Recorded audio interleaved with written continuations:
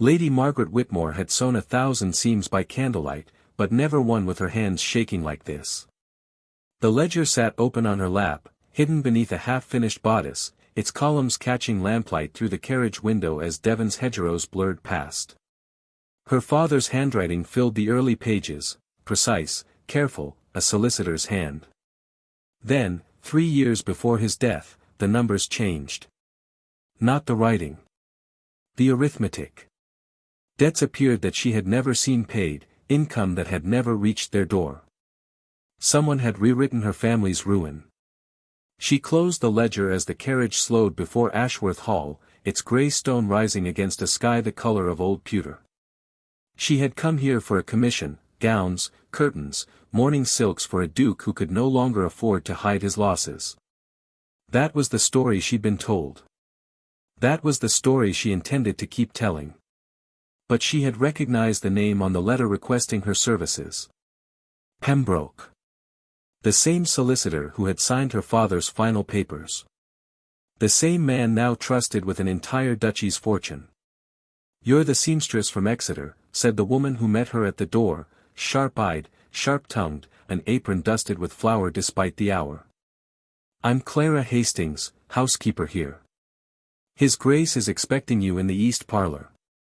Mind you don't mention the accounts to anyone, servants talk, and this house has had enough talk this year." Margaret's fingers tightened around her sewing case. "I'm only here for the gowns, Mrs. Hastings." Clara's eyes lingered a moment too long on the case, on the corner of paper peeking from beneath the folded silks inside it. She said. "Course you are." Margaret followed her down a corridor lined with portraits of Ashford's long dead, their painted eyes seeming to track her passage. Somewhere beyond the tall oak doors ahead, a duke waited who believed he needed nothing more than a woman handy with a needle. He had no idea what she truly intended to unravel. Duke Nathaniel Ashford stood before the cold hearth of the east parlour, staring at a stack of correspondence he had not yet found the courage to open. He was not an old man, though grief had aged him past his 34 years. 3 winters had passed since his wife's death, and still her gowns hung untouched in the west wing, moth-eaten now, the silk yellowing, the beading loose. He had told the household it was time to have them restored, repurposed, made useful again. Sold, if it came to that. A small mercy, he told himself, to see something of Eleanor made new rather than let it rot in darkness. He had not told anyone the truer reason, that Ashworth Hall's coffers were nearly empty, and every gown, every candlestick, every acre of unused land had become a quiet inventory of what might yet be salvaged. "Your Grace." Clara's voice, brisk as ever, broke his thoughts. "The seamstress has arrived." He turned, expecting, he hardly knew what. Some faded, careworn tradeswoman, perhaps, the sort who came and went from great houses without leaving an impression. Instead he found a woman with steady grey eyes and a spine like a drawn bowstring, dressed plainly but without a single thread out of place, her sewing case held before her like a shield. Lady Whitmore, that is, Miss Whitmore, Clara corrected herself, and Margaret's jaw tightened almost imperceptibly. "Of Exeter." "Your Grace." Margaret dropped a proper curtsy, precise and economical, nothing wasted in it. "I understand you have gowns requiring restoration." "Among other things." Nathaniel gestured toward the corridor. "I confess I know little of thread and stitching. My late wife handled such matters. I only know that what remains deserves better than moths and dust." Something flickered across Margaret's face, not pity, which he had grown weary of receiving, but a kind of recognition. As though grief were a language she, too, spoke fluently. "Then I shall try to be worthy of the task," she said. He led her through the house himself, an unusual courtesy Clara noted with a raised brow, pointing out rooms in various states of quiet decline, furniture sold and replaced with lesser copies, portraits removed from walls leaving pale rectangular ghosts behind. Margaret said nothing, but she was cataloguing every absence, every gap, filing it beside the numbers she had already memorized from her father's ledger. When they reached the study, she paused at the sight of a familiar seal pressed into a stack of waiting correspondence. Pembroke and Associates, solicitors. Your man of business? She asked, keeping her voice light. For nearly 20 years. Lord Pembroke has managed the estate's affairs since my own father's time. Nathaniel said it with the easy trust of a man who had never thought to question it. Why do you ask? Margaret smoothed the fabric of her skirt, schooling her expression into polite indifference. No reason, Your Grace, she said. Only that I believe I've heard the name before. She did not say where. The West Wing wardrobe was a graveyard of silk. Margaret spent her first 3 days at Ashworth Hall exactly as she promised, sorting gowns, cataloguing damage, matching threads to faded embroidery by lamplight. It was careful, honest work, and she gave it her full attention during daylight hours. But by night, when the household settled and Clara's footsteps faded from the corridors, she allowed herself the other task she had truly come to complete.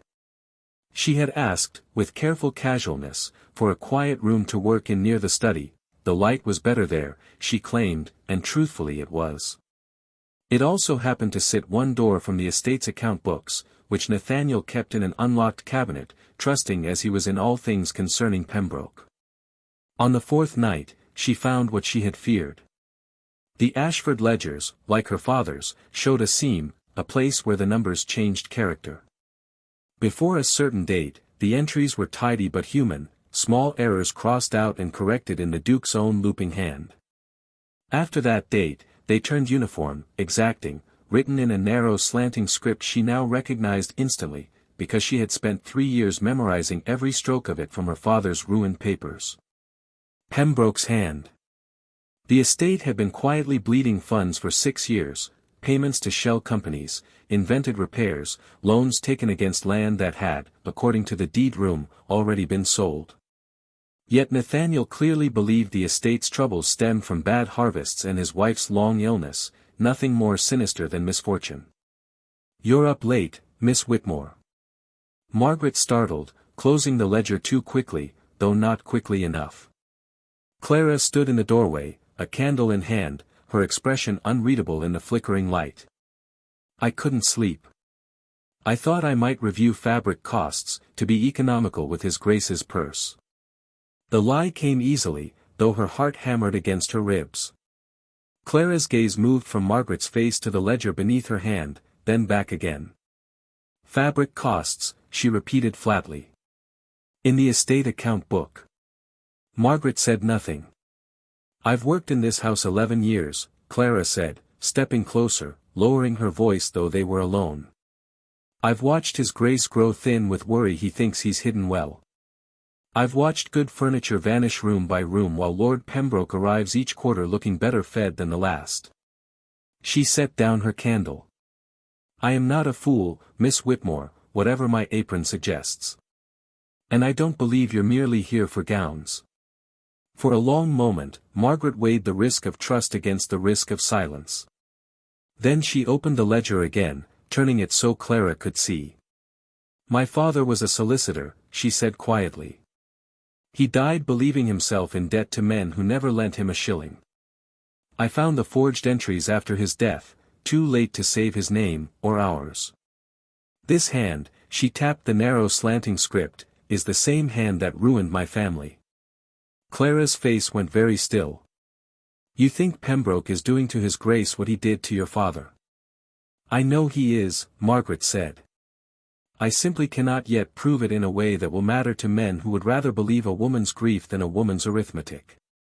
Clara was quiet a long moment. Then, surprising them both, she pulled a chair to the desk and sat. Then we had better find proof they cannot argue with, she said. Where do we begin?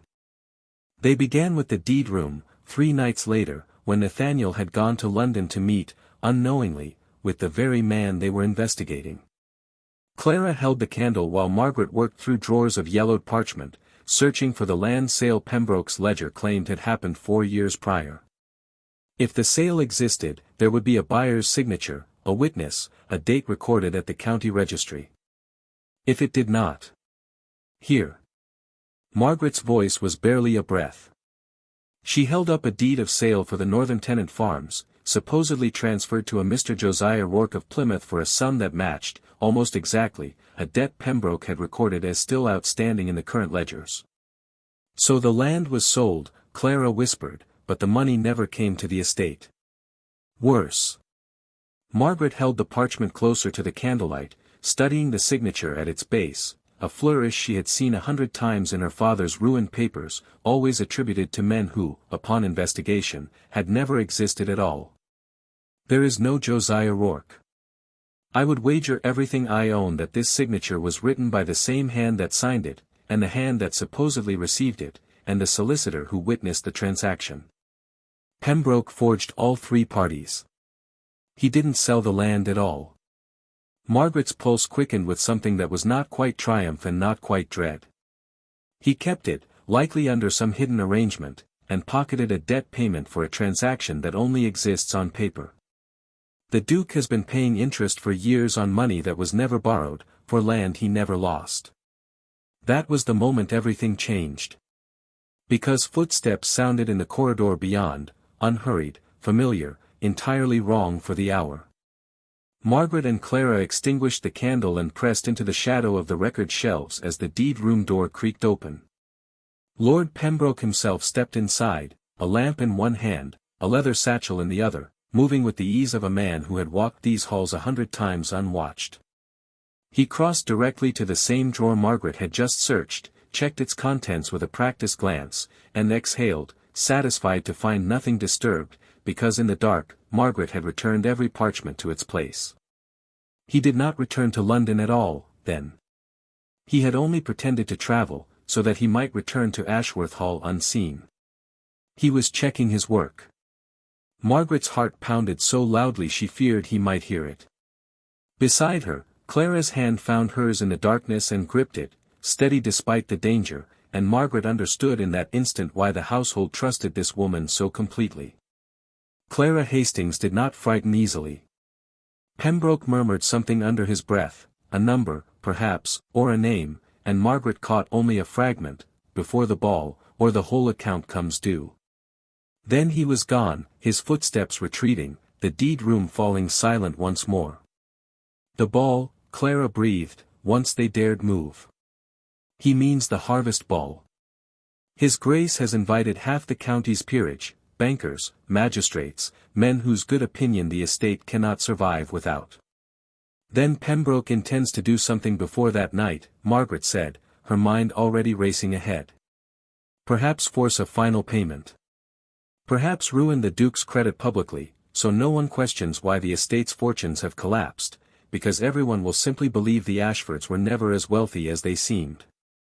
And if His Grace doesn't know the truth by then, he'll stand before all of society believing himself merely unlucky, Margaret finished, while the man who ruined him smiles at his elbow. She closed the empty drawer with careful, silent hands. "We have very little time, Mrs. Hastings," she said. "And a great deal still to prove." Nathaniel returned from London 3 days later, weary and preoccupied, unaware that his household had changed while he was away. Margaret had spent those days finishing her needlework with deliberate, visible diligence. 3 restored gowns hung ready in the west wing, proof that she was exactly who she claimed to be. But beneath the careful stitches, her mind turned constantly over what she and Clara had found, and what still eluded them, proof solid enough to stand before magistrates, not merely suspicion whispered between 2 women in a darkened deed-room. "You've been unusually quiet these past days, Miss Whitmore," Nathaniel said, finding her in the small parlor where she worked, a gown of ivory silk spread across her lap. "Clara tells me you've hardly slept." "Fabric doesn't repair itself, Your Grace." She kept her eyes on her needle, though her pulse quickened at his sudden presence. "I wish to have your late wife's gowns ready before the harvest ball. You needn't have troubled yourself so thoroughly. I only meant for them to be presentable." He sat, uninvited, in the chair across from her, and Margaret found herself unsettled by how easily she'd grown accustomed to his company these past weeks, his quiet grief, his unstudied kindness towards servants who did not expect it, so unlike the cold indifference she had feared from noble houses. "They deserve more than presentable," she said. "They deserve to be remembered well." Something shifted in his expression, surprise, perhaps, that a seamstress should speak so plainly of memory and worth. You speak as though you understand loss rather intimately, Miss Whitmore. Margaret's needle paused. My father died 2 years past. In debt, or so I was told. I have spent every day since trying to understand how a careful, honest man could end his life owing money to lenders who, as far as I can determine, never existed. Nathaniel's brow furrowed. That's a strange thing to discover. Stranger still, Margaret said carefully, watching his face, when the solicitor who managed his affairs shares a name with the one who manages yours. The silence that followed was long enough that Margaret feared she had moved too quickly, revealed too much. But Nathaniel did not dismiss her. He leaned forward instead, something troubled kindling behind his eyes. Pembroke, he said slowly. You believe he did something to your father's accounts? I believe, Margaret said, setting down her needle at last, that he did the same thing to yours. I have seen your ledgers, your grace, forgive me, I know I overstepped in looking, and I have seen a land sale to a man who does not exist, funded by a debt that was never truly owed. I believe Lord Pembroke intends to force some final reckoning before your harvest ball, so that whatever collapse follows will look like misfortune rather than theft. For a moment, Nathaniel said nothing at all. She watched belief and betrayal war across his features, the natural instinct to defend a man he trusted for 20 years, set against the plain, careful evidence in her voice. If this is true, he said finally, his voice low, then I have signed away half my daughter's inheritance without ever knowing it left my hands. If it's true, Margaret said gently, then we still have 4 days to prove it before he can finish what he started. Nathaniel rose, crossed to the window, and stood alone while looking out over grounds that were, he now understood, far less his own than he had believed. Then we had better not waste them, he said. They had 3 days, and then they had none. Pembroke arrived a full day early for the harvest ball, citing urgent papers requiring the Duke's signature, final arrangements, he called them, for a loan renewal that would, he assured Nathaniel, keep the estate solvent through the winter. Margaret recognized the document the moment Clara smuggled a glimpse of it to her, another forged instrument, another debt manufactured from nothing, this one large enough to swallow what remained of the Ashford fortune entirely. Worse, Pembroke had grown suspicious. Clara reported that he had asked, too casually, after the seamstress lodging in the West Wing, how long she intended to stay, whether she often wandered the house at night. He knows, Margaret said, pacing the small parlor after Clara delivered the news. Or he suspects enough to act quickly. Then we go to the magistrate now, Nathaniel said. Tonight. With what? Margaret turned to him, and for the first time since her arrival, her composure cracked with something like despair.